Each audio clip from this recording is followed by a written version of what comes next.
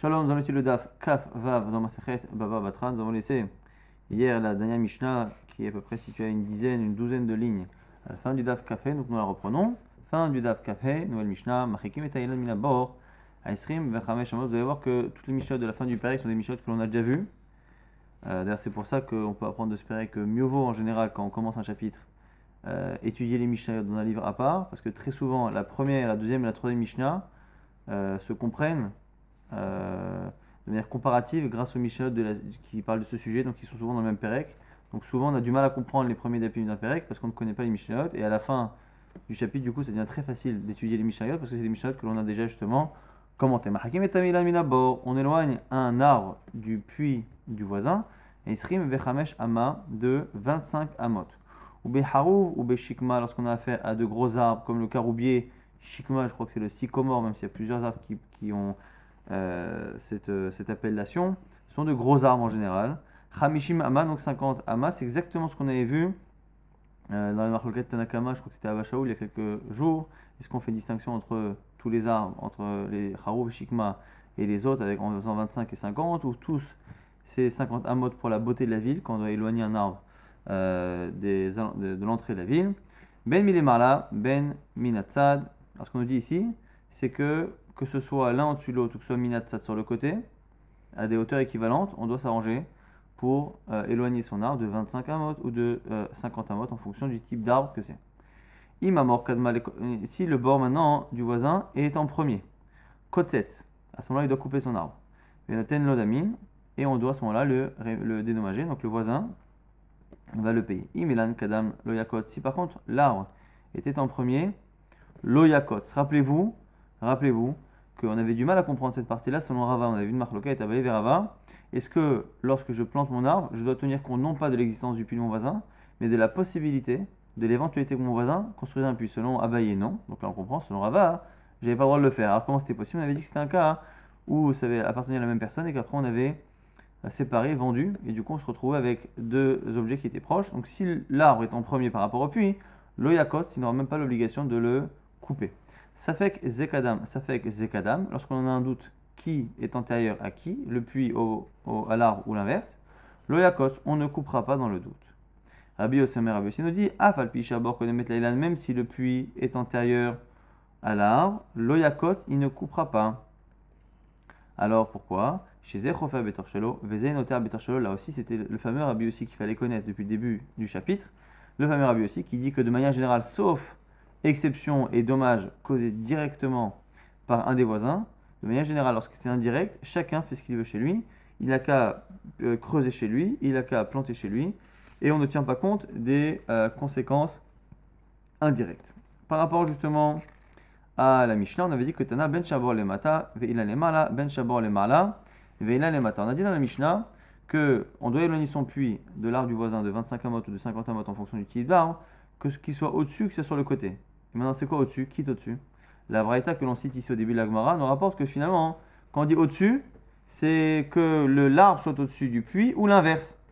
Au-dessus, c'est que de manière générale, c'est quand ils ne sont pas à des hauteurs équivalentes. Donc, que ce soit des hauteurs équivalentes, ou l'un au-dessus de l'autre, ou l'autre au-dessus de l'un, c'est pareil. Alors, il m'a dit, Bish, lama, bor, les mata, veina, les marla. Je comprends bien quand le puits est en bas et l'arbre est en haut, parce que les racines ont tendance à la fois s'étendre en largeur et s'étendre en profondeur. Mais on imagine mal des racines remonter vers le puits. Kazilan Sharashim Maskelash. On peut comprendre que si le puits est en bas, les racines vont descendre et abîmer le puits. Et là, bor les mala vena les mata amai. Mais si j'ai le puits de mon voisin qui est en haut parce que le terrain de mon voisin est surélevé par rapport au mien, et moi je plante mon arbre à moins de 25 ou moins de 50 amot, comment peut-on imaginer que mes racines vont causer un dommage, puisqu'a priori pour faire un dommage et atteindre le puits, il faut qu'elles montent, et les racines ne montent jamais? Amarabi Chaga, Beshem Rabbi aussi réponse de la Gemara, Mipne, Shemachalidin et Takarka, ou Malkim Karkiatoa, Shelbor. En fait, ce ne sera pas ici un dommage directement causé aux pierres du mur, ce sera en fait un dommage qui sera causé indirectement dans le sens où les racines vont s'étendre en dessous du puits, et elles vont affaiblir la terre qui est en dessous le puits. Or, c'est cette terre qui maintient les pierres du puits en état, et donc du coup c'est un dommage indirect. Maintenant on reprend Rabbi aussi qui disait que chacun creuse et plante chez lui. Rabbi aussi Omer, Afalpi Shabor Kodemet Leilan Lo Yakot, même si le puits est antérieur à l'arbre, ça ne donne pas le droit au propriétaire du puits de faire couper l'arbre du voisin. On reprend l'expression de la Mishnah parce que chacun creuse et plante chez lui. Amar Rabiuda, Amar Shmuel, maintenant on nous dit au nom de Shmuel, Halacha qui Rabbi aussi, que l'Halacha est comme lui, que chacun fait ce qu'il veut. Amar Ravashi, avec tout de même une limite qu'on a déjà vue à 2 reprises dans la Gemara, qu'on voit pour la 3e fois, qui est Avanan Ber Rav Kana, lorsque nous étions chez Rav Kana, Ava Amrinan, on nous disait, Modé Rabbi aussi, Begeridile, que Rabbi aussi il est d'accord lorsque le dommage est direct. Geridile c'est une expression pour dire lorsqu'on lance des flèches, c'est-à-dire que c'est le voisin qui lance des flèches, il cause un dommage direct à son voisin, il ne peut pas dire, moi je lance dans mon domaine aérien et je ne me pose pas la question de ce qui va se passer dans quelques secondes. Là le dommage est tellement direct que même Rabbi aussi serait d'accord qu'on ne peut pas dire chacun fait ce qu'il veut dans son terrain. Maintenant on va rapporter justement quelques marasim, quelques histoires à ce propos.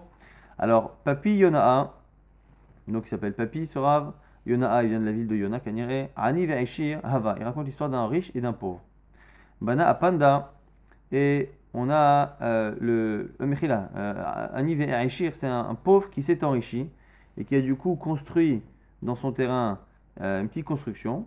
Ava Anachatsure, Beshivute, et son voisin avait un endroit dans lequel on pressait le sésame pour en extraire justement de l'huile. Et lorsque l'on pressait, on a vu que le pressoir créait des vibrations.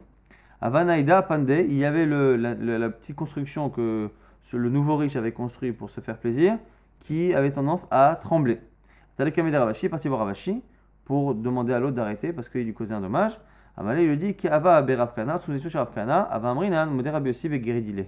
Que même s'il a comme Rabbi Yossi, on lui a dit, c'est Ravashi justement qui l'avait dit, il a dit, je me rappelle que Ravkana a dit que ici on ne peut pas dire que comme Rabbi Yossi autorise à faire ce qu'il veut, là on ne peut pas, c'est direct. À chaque fois qu'il utilise le pressoir ou la meule, à chaque fois qu'il le fait, c'est directement qu'il est en train de causer des vibrations. Maintenant la Gemara dit c'est combien, à partir de combien les vibrations vont finalement être un tort qui oblige la personne à arrêter. Donc c'est pas une échelle de Richter ici, mais Kama alors, la Gemara nous dit quoi? Et on tourne la page, on commence la page Kaf Vav, Kedenayed Nartema Apume de Chatzba. Comme bouge Nayed Nartema, un bouchon, Apume de Chatzba sur un petit récipient.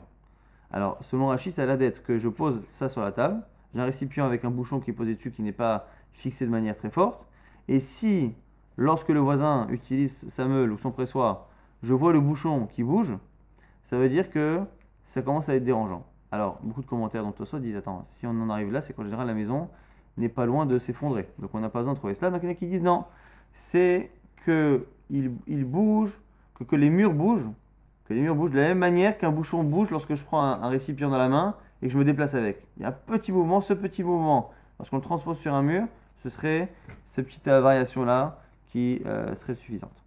Maintenant, on rapporte encore d'autres histoires. Des Barmerion, Béré des Ravines, donc les enfants de Ravine, donc c'est la maison de Barmerion, Kavan Afsekitna, ils avaient du lin, et lorsque justement ils travaillaient le lin, Ava Azle Rakta, il y avait justement des poussières et des détritus de lin qui s'envolaient, ou Maska Inche qui dérangeaient les voisins canirés. À tous les cas, de Ravina, on est parti voir Ravina. Amalehou, il a dit, Kamrina, Modé Rabbi Yossi Begeridile, il a dit, attendez, vous voulez quoi? Vous voulez autoriser? Toi, tu veux autoriser Barmerion parce que tu te dis que c'est comme Rabbi Yossi, chacun fait ce qu'il veut chez lui et ne se soucie pas. Alors, mais vous allez dire que non, ici, Geridile, c'est direct. Pourquoi? Parce que directement, il envoie chez le voisin des détritus. Il dit Ravina, Anemile, Deka Azla Mikocho. Ça, c'est quand Geridile, j'ai envoyé une flèche. J'ai fait le geste directement. Acha, Zika ou Deka Mamtela. Ici, c'est le vent qui emporte justement ces poussières. Donc là, on aurait pu penser que c'est interdit, même sur le Rabbi aussi. Vient Ravina et fait une distinction intéressante. Il dit, même si c'est le geste humain qui est nécessaire pour que ce dommage arrive, au final, comme le dernier geste est fait par le vent, c'est le vent finalement qui est responsable entre guillemets, et selon Rabbi aussi, ça reste autorisé. Alors, Agmar objecte, Matkifla, Barmaravashi, Maishna Mizore, Verouach Mesayato. L'Agmar dit maintenant, j'ai couché de Masechet Shabbat. Dans Masechet Shabbat, on a des melachot. Parmi les melachot, on a zoré. C'est quoi zoré? C'est prendre justement les grains de blé que l'on a déjà battus. Donc on bat les blés de telle sorte à ce que l'écorce du blé se sépare du grain. Mais on se retrouve à avoir une grande quantité de grains et d'écorce qui sont mélangées. Comment fait-on pour les séparer? On utilise le fait que le grain est beaucoup plus lourd évidemment que l'écorce et on utilise le vent. Donc en fait, on soulève, on jette en l'air comme ça les graines avec leurs écorces et le vent emporte les écorces et laisse le blé retomber avec la pesanteur. Et du coup, c'est comme ça que l'on trie. Mais c'est une mélacha. Or, si toi tu considères que lorsque je fais un geste à 90% ou 80% et que les 20 derniers pourcents sont faits par le vent, si tu estimes que c'est plus moi qui le fais directement, c'est le vent, comment pourrais-je être chayav dans ma sechet Shabbat alors que c'est pas moi qui fais la mélacha, c'est le vent? Amouakame de Merima, on a posé la question justement. Alors on apporte justement l'avis de Merima. Amaleu Ainu Zoré Verouach, mais c'est Ato. La Gemara dit effectivement, c'est Zoré, ça s'appelle exactement la mélacha de Zoré.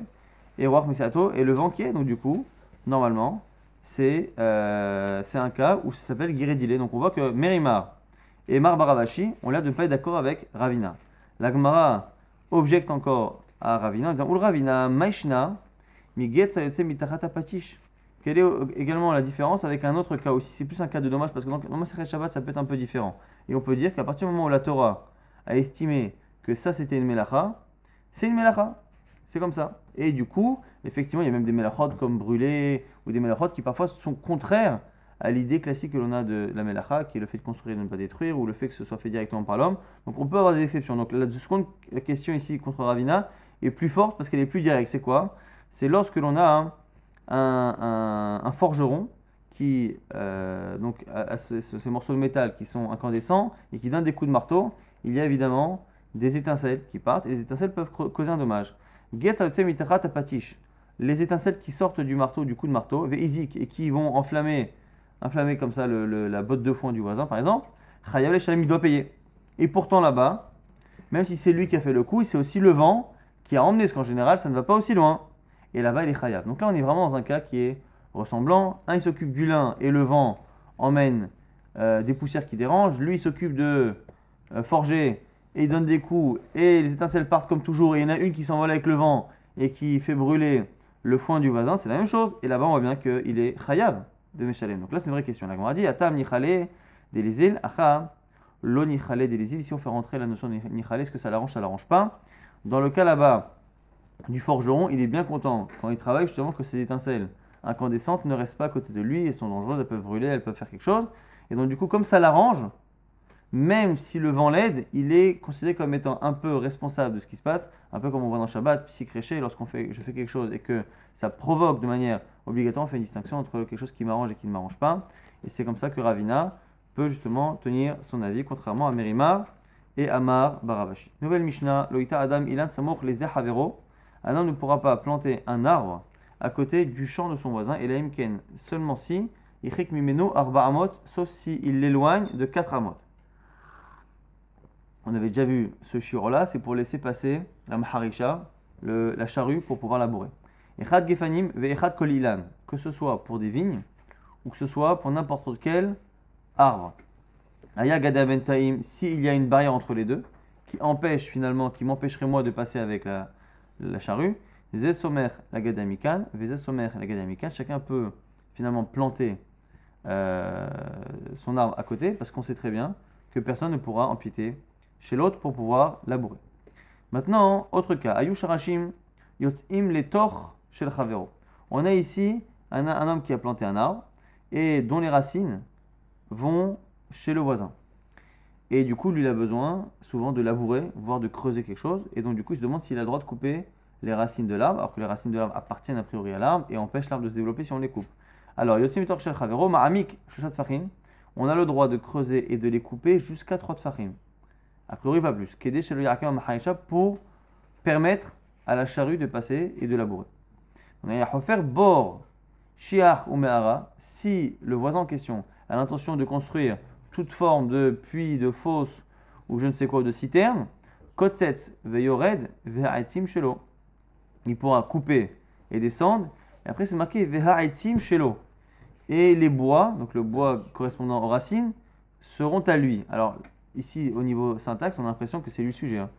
Donc, ici, il veut faire un puits, il coupera, et les bois seront à lui. Si on dit que c'est le même sujet, c'est le voisin en question qui aurait le droit de garder, mais la Gemara tout de même va se questionner justement sur l'appartenance de ces bois des racines.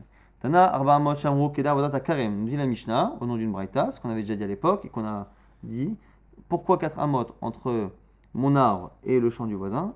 Pour laisser justement Avodat Karem, le fait de travailler et de pouvoir passer la Maharisha, donc la charrue. Amar Shmuel nous dit Shmuel, Lo Shanu et la Israël, tout cela, le shiur de 4 amot en Eretz Israël, Aval le Bovel, Shte amot. Mais Bavel, 2 amot suffisent. Donc 4 mètres, ça fait 2, 4 amot, ça fait 2 mètres. 2 amot, ça fait 1 mètre. Pourquoi?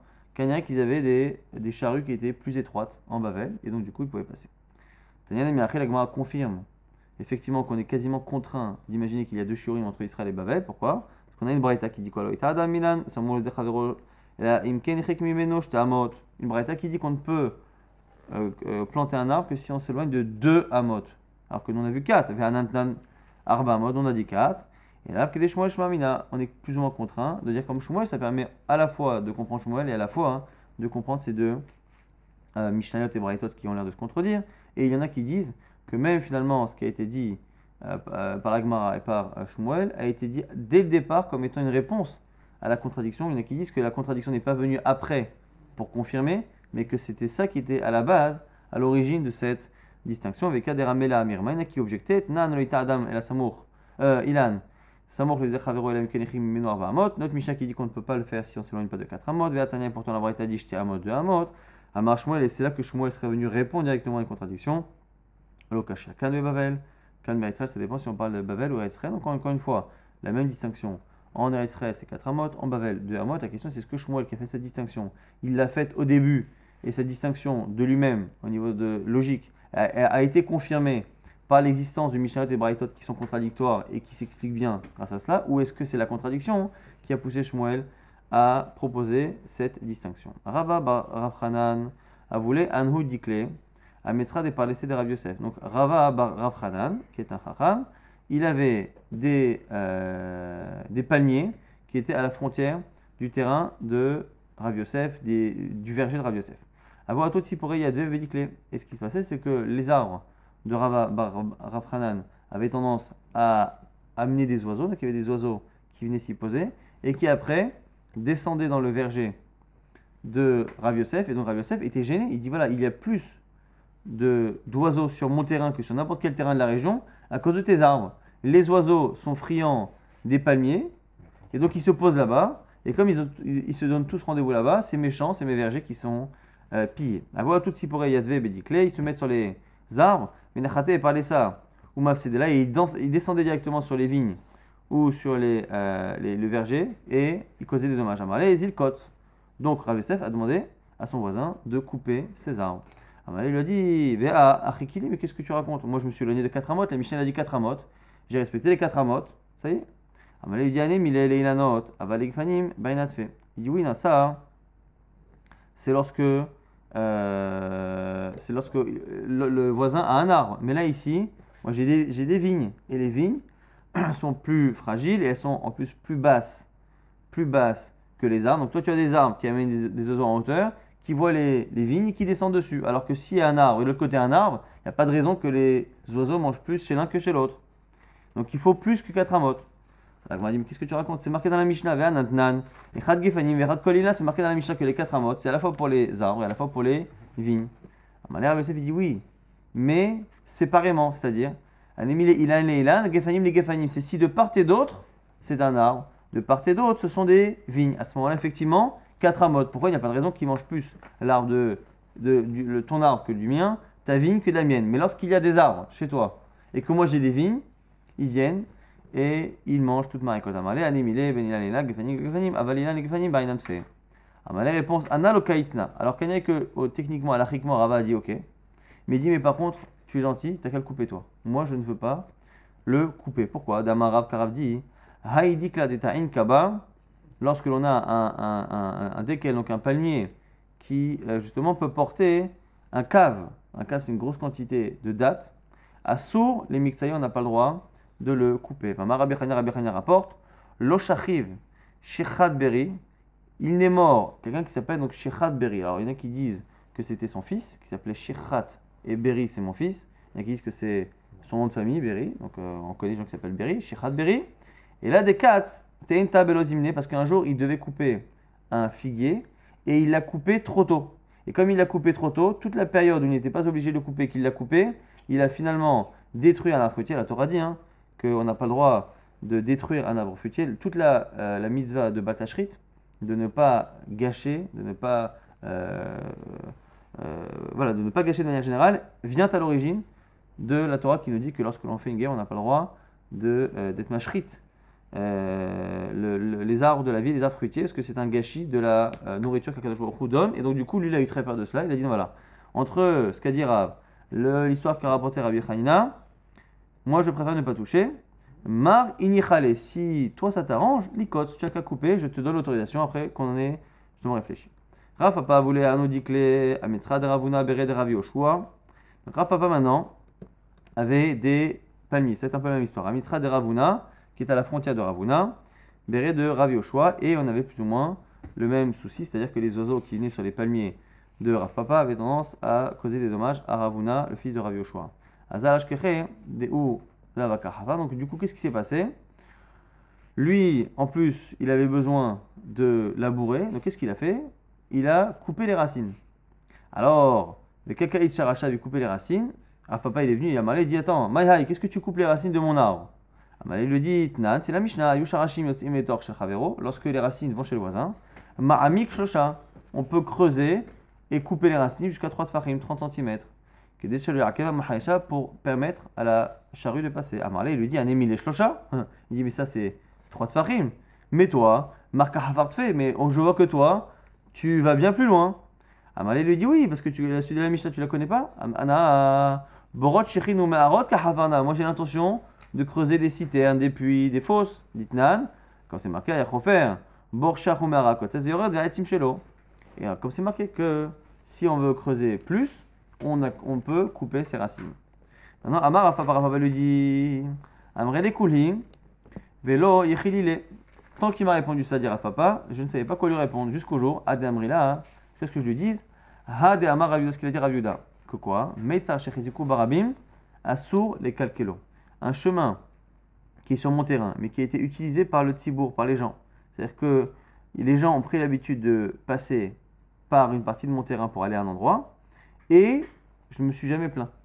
Et donc du coup, ils ont pris Chazaka, on a vu, qu'à part dans des dommages qui étaient vraiment insupportables, et sur lesquels on ne pouvait pas présumer que le silence de la victime valait acceptation, donc on a dit les toilettes ou des fumées qui sont très dérangeantes, de manière générale, lorsqu'il y a un dommage, et ça se retrouve dans le droit français exactement de la même manière, lorsqu'il y a un dommage et que la personne est au courant et n'a rien dit, à un moment donné, il y a Chazaka, les personnes deviennent propriétaires de l'utilisation qu'ils avaient malgré le dommage qui a l'air d'être causé, puisque le silence de la personne nous prouve que pour elle, ce n'est pas un dommage. Et donc, du coup, tu n'as pas le droit de fermer ce chemin qui a été utilisé par les gens. Là, c'est pareil, tu n'as pas le droit d'enlever mes racines qui, jusqu'à présent, ne te dérangeaient pas. Alors, du coup, c'est la réponse définitive de Rav Papa. Et bien, une fois qu'ils ont terminé de parler, que Rav Papa est parti, Amar, il s'est dit lui-même, Ravuna, le fils de Rav Yoshua, il a dit Ama Elo Amri, les proches, je ne lui ai pas répondu que Kan Betor Shechesre Ama, Kan Chos et Shechesre Ama, qu'il y a une distinction entre 16 amot et moins que 16 amot. Kan dirait qu'ici, ce qui se passait était à plus de 16 amot de l'arbre. Alors, qu'est-ce qui se passe à plus de 16 amot? Nous dit les commentaires et ce qui ressort ici de la Gemara, c'est que jusqu'à 16 amot, les racines ont tendance à prendre de la terre pour donner à l'arbre.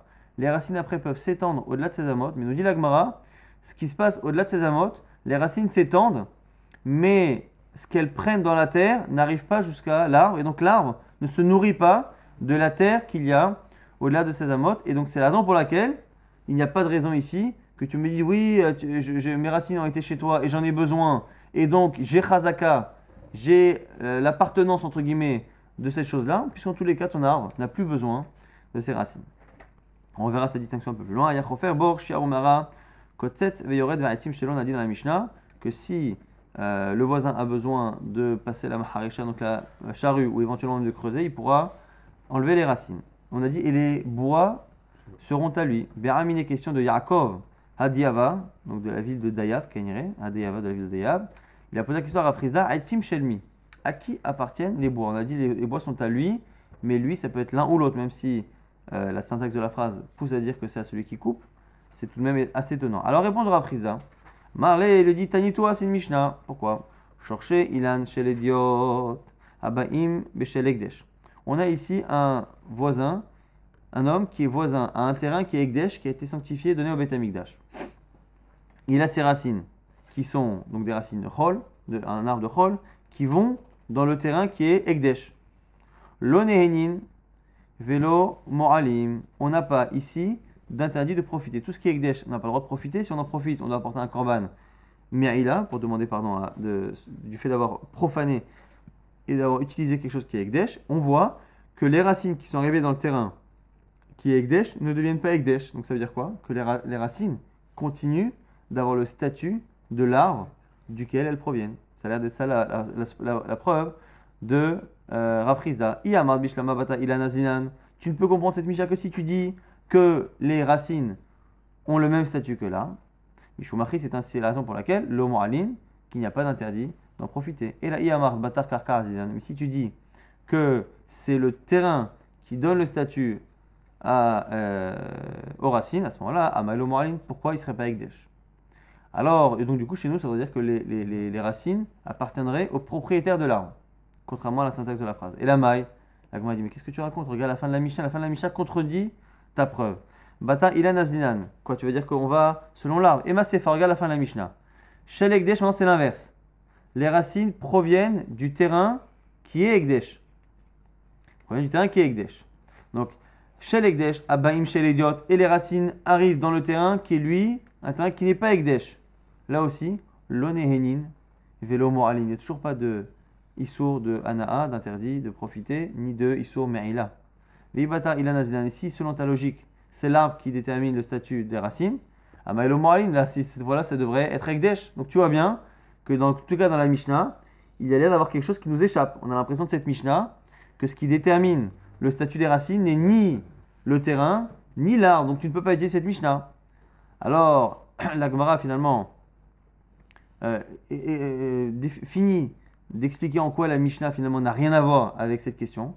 Midéria, est-ce que c'est une preuve cette Mishnah? Tu vois bien que là-bas, Gidulim abaim lacha mikan azinan. Est-ce qu'il en est obligé de dire que c'est des Gidulim, des choses qui ont poussé après?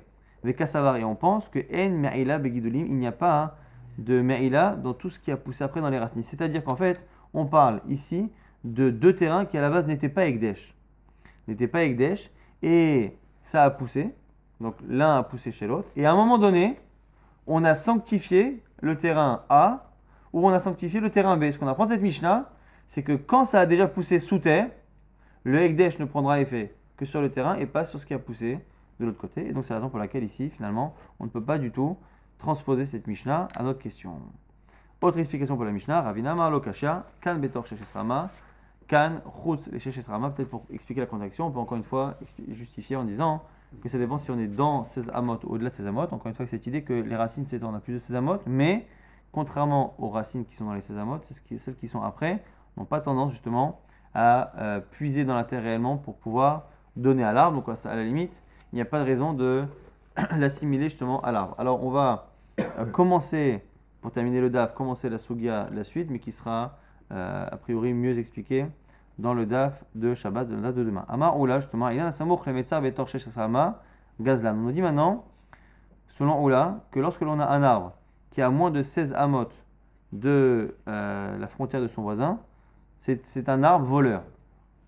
Pourquoi? Parce que finalement, il va puiser chez le voisin. Pas plus que 16 amot, mais moins que 16 amot, il puise. Du coup, ve'en meve'in mimino bikurim. Et on ne peut pas apporter des bikurim, les prémices des fruits qu'on a apportés au Beth Amikdash, en disant à ce moment-là toute la paracha qui est marquée là-bas dans la paracha Kitavo, on ne pourra pas apporter cela parce qu'on ne peut pas faire une mitzvah avec quelque chose qui s'approche en tout cas d'un vol. Alors maintenant, on dit, mais n'allez les Oula, d'où Oula connaît ce shiur de 16 Esra Amot, donc 16 Amot qu'on a vu à plusieurs reprises et que Oula ici utilise pour une halakha. D'où, jusqu'à présent, c'était des tiroutim, c'était des réponses. Là maintenant, c'est une vraie halakha qui dépend de 16. D'où il le sait. Alors la Gemara va essayer de rapporter une première Mishnah, mais de cette Mishnah, on verra que ça pose problème. Pourquoi? Parce que il est ma méditnan, si tu veux la prendre d'une Mishnah qui dit quoi? Aïsean et tiaot, amefuzarot, betor betsea, lorsque l'on a 10 plantations, 10 jeunes plants d'arbres qui sont éparpillés betor betsea, qui sont éparpillés dans une surface de betsea, chorshin, on pourra labourer kol betsea, toute la la surface, Bishvilan pour ces arbres, ad Rosh Hashanah jusqu'à Rosh Hashanah. Alors quel est ici le problème? Nous sommes justement l'année de la Shemitah qui arrive, et normalement, on arrête à partir de Shavuot de labourer. Exception faite à la Chala Moshe Sinai, qu'on a le droit, pour des jeunes arbres, de continuer à labourer la terre qui est autour pour que les racines s'étendent, on a le droit jusqu'à Rosh Hashanah. Donc, à partir de quand j'arrête pour la Shemitah? À partir de Shavuot ou à partir de Rosh Hashanah?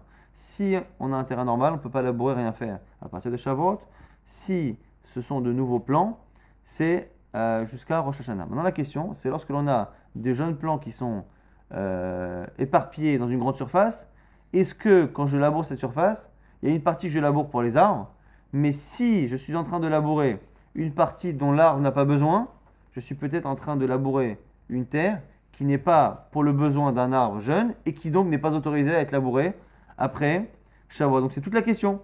Et là-bas on nous dit quoi? C'est quoi le shiur? Betsea. Donc Betsea, c'est la moitié de la cour du Beth Amikdash, donc c'est 50 amot sur 50 amot. 50 sur 50, donc 25 mètres sur 25 mètres, on va rester en amot pour mieux comprendre les calculs. 50 amot sur 50 amot, c'est, quand c'est éparpillé, ça vaut pour 10 arbres. Donc 10 arbres ont besoin de 50 amot. La Gemara du coup fait calcul. Kama avuleu, comment ça fait en amot carré? Tre alfin vachamesh mea, 2500 garminé, 2500 amot au carré. Donc du coup, pour chaque arbre, ça fait combien? Les chol chad vechad kama matele, pour combien ça fait donc? Matan vechamshin, ça fait 250. Donc puisque l'on a une surface de 50 amot, qui a l'air d'être exactement ce qu'il faut pour 10 jeunes plants d'arbres, ça veut dire que 50 sur 50, donc ça fait 2500, c'est la surface qui est nécessaire, 2500 amot carrés, qui est nécessaire pour 10 arbres. Donc chaque arbre a besoin de 250 amot carrés. Alors, la Gemara du coup objecte à Oula, ha lo avede Oula, et on restera là-dessus, c'est que ça ne correspond pas à Oula, parce que Oula a dit qu'un arbre puise jusqu'à 16 amot, c'est-à-dire que la frontière est 16 amot, c'est-à-dire que 16 amot d'un côté, mais 16 amot finalement partout. Donc ça veut dire que si c'est 16 amot de partout, c'est qu'on est ici exactement, que c'est une largeur et une longueur de 32, et donc on est à bien plus, je crois 32 fois 32, ça fait quand même beaucoup plus, et 1024 je crois, quelque chose comme ça. Et donc du coup, on se retrouve à avoir le shiur de Oula qui ne correspond pas à ce qui est marqué là-dedans. On a l'impression que dans le cas de la Shemitah, c'est 250 amot carrés. Or là, ici, on a l'air d'avoir un carré de 32 sur 32, et donc c'est 1024, donc c'est à peu près 4 fois plus. Donc c'est la question de l'agma qui ne comprend pas d'où vient le shiur de Oula. On va très rapidement faire un petit résumé, mais on va pouvoir au moins faire la tfila à l'heure aujourd'hui. Nouvelle donc, Mishnah qu'on a fait, c'est le fait qu'on doit éloigner encore une fois les arbres du puits de son prochain. On avait dit qu'en fonction des types d'arbres, c'était 25 amot ou 50 amot. Le chidouche, c'est qu'on avait vu que finalement, l'arbre pouvait causer un dommage à la fois si le puits du voisin était à la même hauteur, à la fois si le puits était en dessous, ce que l'on peut comprendre puisque les racines descendent, mais même si le puits est au-dessus. Ah, les racines pourtant ne remontent pas. On a dit que même si elles descendent ou qu'elles restent à hauteur équivalente, elles vont affaiblir la terre qui est sous le puits et causer un dommage. Après, on a vu Marloquet Rabbi Yossi Rabbanan qui est très importante et qu'on a suivi pendant tout le chapitre. Est-ce que finalement, je peux creuser chez moi quand je veux et planter quand je veux, ou non? Selon Chachamim, ça dépend. Si ton arbre était avant, c'est toi qui peux le laisser. Si le puits était avant, tu dois couper ton arbre et on te paiera tout de même un dédommagement. Selon Rabbi Yossi et la lacha est comme lui, tu peux faire ce que tu veux. On a dit une condition tout de même, c'est qu'il ne faut pas que le dommage que tu causes soit direct. Donc si je tape sur mon mur et que ça te fait des vibrations, c'est un dommage qui est direct comme une flèche que je lance. Si par contre j'ai planté quelque chose et que dans quelques années ça fera peut-être des dommages, selon Rabbi Yossi, ce serait autorisé. On avait donné un shiur à partir de quand les vibrations peuvent être dérangeantes. Et là on avait vu qu'il y avait un shiur qui était assez difficile c'était le fait que le bouchon tremble, c'était quelque chose qui était assez difficile tout de même à comprendre selon Rashi. C'est le marloquet dans les Rishonim entre en tout cas Rashi et Tosfot. On a vu qu'on avait aussi une marloquette lorsque l'on travaille quelque chose et qu'il y a le vent qui emporte après la chose. Est-ce que lorsque le vent justement emporte ces poussières, est-ce que l'on est responsable du dommage qui est causé, ou est-ce que, parce que c'est le vent qui termine le travail, on ne l'est pas? On a vu que selon Marabaravashi et selon Mirimar, c'était Chayad de la même manière que pour Shabbat, lorsque je lance les graines et que le vent emporte les écorces, ce tri-là est considéré comme étant un tri que j'ai fait, de la même manière que lorsqu'un forgeron tape et qu'il envoie des étincelles qui s'envolent et qui brûlent, il est chayav. Ça, c'était ce que pensaient les Chachamim face à Ravuna. On a vu qu'on devait laisser à côté d'un arbre, à côté d'un champ, on devait laisser 4 amot pour laisser passer la charrue. 4 amot en Eretz Israël, 2 amot en Bavel. Et on a vu que ces 4 amot, c'était lorsque de l'autre côté il y avait un champ, ou lorsque de part et d'autre il y avait un arbre, ou de part et d'autre il y avait une vigne. Mais si par contre moi j'ai un arbre et que lui a une vigne et que les oiseaux viennent se mettre sur mon arbre pour aller après manger toute la récolte, là ici ça peut être un dommage qui justifie qu'on s'éloigne. Après on a vu que lorsque justement on avait les racines qui allaient chez le voisin, on a le droit de les couper à une profondeur de 3 tfachim, 30 cm si je veux passer la charrue. Si je veux creuser un puits, je peux aller plus profond, mais au niveau de la distance, pas plus que 16 amot, parce qu'on a déterminé, et c'est entre autres qu'on retrouve dans la halakha de Roula et qu'on essaye justement de trouver comme source, c'est 16 amot. Après 16 amot, les racines ne puissent plus tellement dans la terre, en tout cas n'apportent plus à l'arbre, et c'était la halakha qu'on avait gardée à la fin. Roula disait que lorsque l'on avait un arbre qui était à moins de 16 amot du terrain prochain, puisque les racines prenaient finalement leur force dans la terre du voisin, c'est un arbre qui est considéré comme un arbre voleur et donc on ne pourra pas apporter de bikurim, de prémices. Et du coup, c'est la question qu'on avait justement rapportée. Comment comprendre cela avec le fait que par rapport à la Shemitah, on estime qu'un arbre, en tout cas des jeunes plants, n'ont pas besoin de plus de 2500 amot carrés pour 10 arbres, donc c'est-à-dire 250 pour chacun, alors que si on dit qu'un arbre a besoin de 16 amot de toutes les directions, ça fait finalement un carré de 32 amot, et 32 fois 32, ça fait 1024, bien plus que les 250 qui ont été rapportés